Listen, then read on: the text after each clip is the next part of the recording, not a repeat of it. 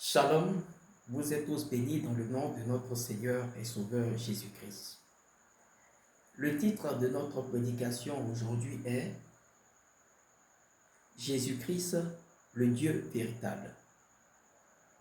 Alors, dans la Genèse, au chapitre 1 et au verset 27 de la Genèse, la Bible nous dit que Dieu créa l'homme à son image. Il le créa à l'image de Dieu. Et plus tard, dans Genèse, chapitre 2, le verset 7 nous dit que Dieu forma l'homme de la terre et il souffla en lui le souffle de vie et il devient quoi? Une âme vivante. Ce qu'il faut comprendre par ces deux passages, frères et sœurs, c'est que dans la Genèse 1, le verset 27, la Bible nous dit que Dieu créa l'homme à son image et le créa à l'image de Dieu. Dieu fit alors d'abord l'homme esprit. Dieu le fit esprit. C'est plus tard, dans la Genèse, au chapitre 2 et au verset 7, que la Bible dit maintenant qu'il forme un corps et il met cet esprit-là dans ce corps-là. Ce qui devient maintenant un être vivant. Vous suivez très bien. Or, si Dieu a créé l'homme esprit et lui a donné un corps, c'est-à-dire il a créé à son image et lui a donné un corps, c'est-à-dire il a créé esprit et lui a donné un corps, ça veut dire aussi que Dieu qui fit l'homme à son image peut aussi lui aussi avoir un corps. Dieu qui est aussi esprit, parce qu'il a créé l'homme esprit à son image. Dieu est esprit. Et nous pouvons lire ça dans Jean chapitre 4, le verset 24 nous dit Dieu est esprit. Vous suivez très bien. Alors, si Dieu a formé un corps et a envoyé l'homme, a mis l'homme dans ce corps, c'est-à-dire que Dieu lui-même, qui fit l'homme à son image, peut aussi se former un corps, n'est-ce pas, et entrer dans ce corps-là, n'est-ce pas? Il peut se former un corps et entrer dans ce corps, n'est-ce pas? Et aussi, la Bible nous dit que Dieu aussi s'est formé un corps. Vous suivez? Il s'est formé un corps. Vous suivez très bien? On peut le lire dans le passage suivant que je vais donner.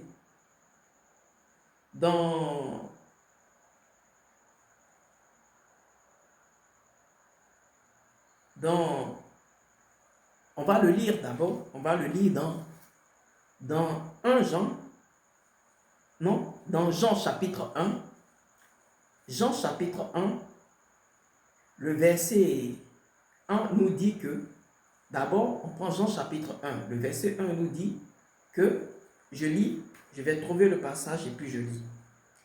Jean chapitre 1, le verset 1 nous dit, Jean chapitre 1, le verset 1, je lis, nous dit, au commencement, la parole existait déjà. La parole était avec Dieu et la parole était Dieu. Vous suivez? Jean chapitre 1, le verset 1 nous dit, au commencement, la parole existait déjà. La parole était avec Dieu et la parole était Dieu. Mais au chapitre 14 de Jean chapitre, le verset 14, de Jean chapitre 1, la Bible nous dit quoi? Je fais la lecture. Le verset 14 de Jean chapitre 1 dit, et la parole s'est faite chair et elle a habité parmi nous, pleine de grâce et de vérité. Et nous avons contemplé sa gloire, une gloire comme celle du Fils unique venu de Dieu. Donc, Dieu qui est la parole qui est Dieu, a aussi pris un corps. Vous suivez très bien, selon la Bible, a aussi pris un corps pour venir habiter parmi les hommes. Vous pouvez lire tout le chapitre de Jean chapitre 1, tout le chapitre.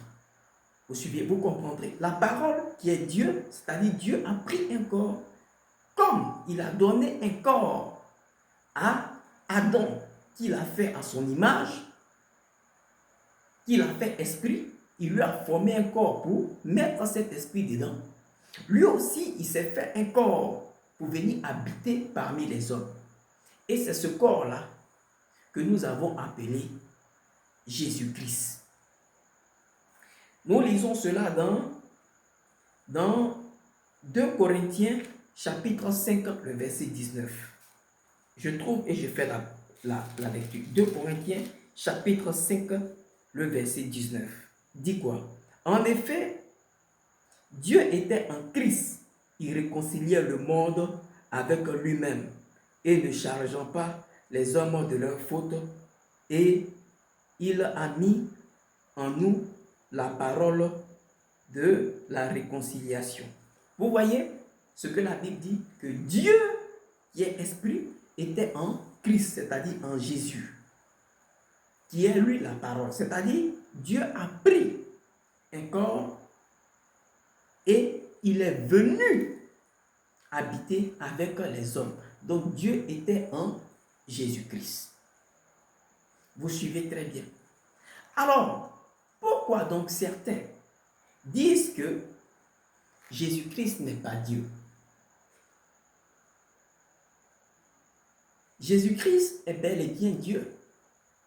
Tel que Dieu a donné un corps à l'homme qu'il fit esprit, à son image, lui aussi il a pris un corps pour venir vivre sur la terre.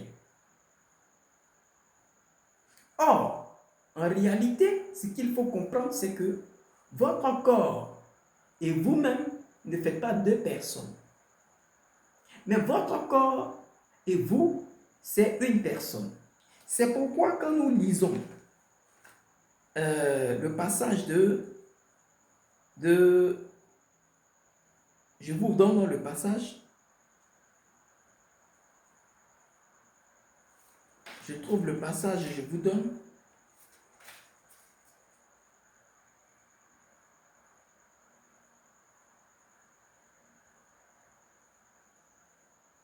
Ok.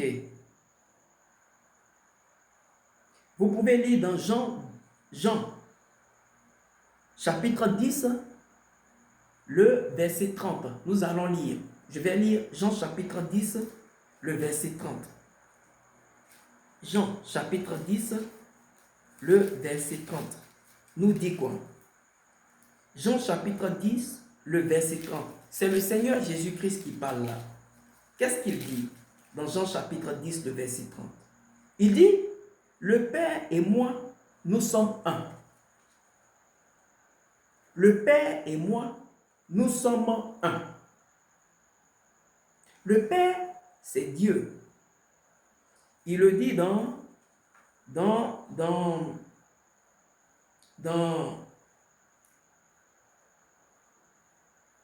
Jean chapitre 8 du verset 54 au verset 55.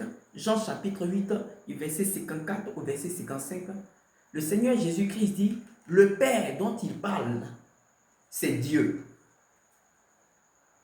Or, Dieu est esprit, c'est-à-dire son esprit qui était en lui, Jésus, comme la Bible dit. Dieu était en Jésus, en Christ, réconciliant le monde avec lui. Donc, il dit l'esprit et lui, le corps, ils sont quoi? Ils sont un. C'est ce qu'il dit ici, dans Jean chapitre 10, le verset 30. Il dit, le Père et moi, nous sommes un. C'est normal, comme je le disais tantôt, parce que votre corps et votre esprit, ce n'est pas deux personnes. C'est une seule personne. Mais quelque part, il dit aussi que le Père est plus grand que moi. Et certains ont pris ça pour en faire un problème. Mais votre esprit est plus important que votre corps, est plus grand que votre corps. Votre esprit est plus grand que votre corps, a plus de valeur que votre corps. C'est lui qui fait votre corps. C'est pourquoi Jésus-Christ dit quelque part que le Père est plus grand que moi. Il ne s'agit pas de deux personnes, mais d'une personne. S'il dit ici, dit là, par là que l'esprit est plus important que le corps. Et quelque part dans Jean 5, chapitre 19, il dit bien que je ne peux rien faire sans le Père. Mais dites-moi, il n'y a pas de contradiction. Sans votre esprit dans votre corps, vous êtes mort. Votre corps ne peut rien faire. Vous êtes mort. C'est pourquoi Jésus lui dit dans Jean chapitre 5, verset 19 que sans le Père, je ne peux rien. Il dit très bien que, on va prendre un autre passage, il dit aussi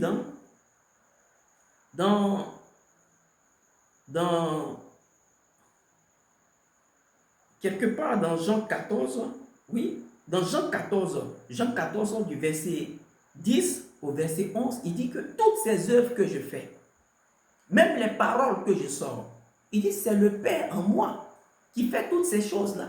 Ces paroles ne viennent pas de moi. Mais c'est clair, il n'y a pas de contradiction. Si votre esprit quitte votre corps, mais votre corps ne pourra plus rien faire. Votre corps ne pourra plus rien faire. Je vous parle tout simplement parce que mon esprit est là. Mais une fois qu'il laisse le corps ne peut plus rien. Vous suivez très bien.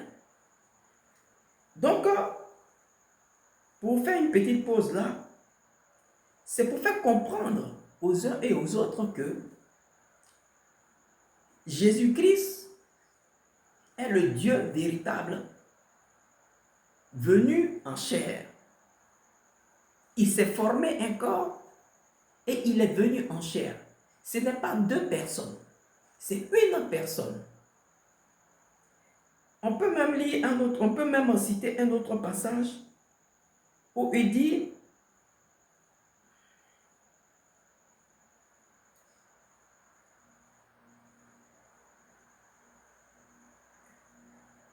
je trouve, oui, où il dit dans Jean chapitre 6, le verset 63, le Seigneur Jésus dit quoi? Il dit que la chair n'est rien.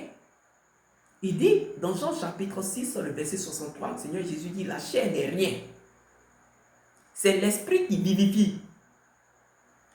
Quand il dit le Père est plus grand que moi, mais le Seigneur Jésus-Christ dit dans Jean 6, 63 que Jean 6, verset 63 que la chair n'est rien, c'est-à-dire l'homme n'est rien.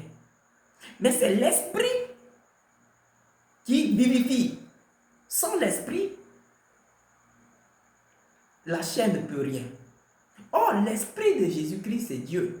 Comme nous avons lu dans 2 Corinthiens, verset 5, 2 Corinthiens chapitre 5, le verset 19, qui dit que Dieu était en Jésus-Christ.